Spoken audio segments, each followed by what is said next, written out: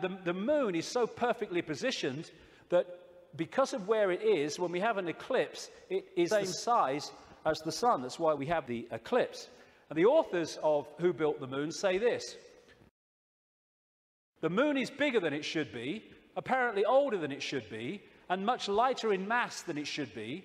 It occupies an unlikely orbit and is so extraordinary that all existing explanations for its presence are fraught with difficulties, and none of them could be considered remotely watertight. When you go on and you say, where'd the moon come from, you get this story. And like so much in what we call science, that people take it as fact, it's actually a theory which repeated becomes fact. But then you go back and you find that it's a theory. And the first one is the moon was created by what's known as the whack theory, or the big whack theory.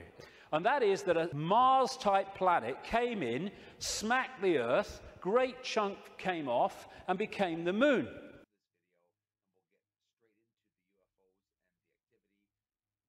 When the physics of that didn't work out, they came up with the double whack theory, where the Mars-type planet hit the Earth, bit comes off or whatever, and then the Mars-type planet thinks, well, I'll give him one with the right, I'll give you one with the left, comes back and whacks it again, the old 1-2. Talk about bloody desperate. And the truth is, and honest scientists will tell you, they have no bloody clue where the moon come from, and it shouldn't, by physics, be there. This guy, Isaac Asimov, a Russian professor of biochemistry, did a lot of writing on this sort of stuff, and he said this, quite rightly: we cannot help but come to the conclusion that the moon by rights ought not to be there. The fact that it is one of those strokes of luck almost too good to accept. Small planets such as Earth with weak gravitational fields might well lack satellites. In general then, when a planet does have satellites, those satellites are much smaller than the planet itself. Therefore, even if the Earth has a satellite, there would be every reason to suspect that at best it would be a tiny world, perhaps 30 miles in diameter. But that is not so. Earth not only has a satellite, but it is a giant satellite, 2,160 miles in diameter. How is it then that that tiny Earth has one? Amazing.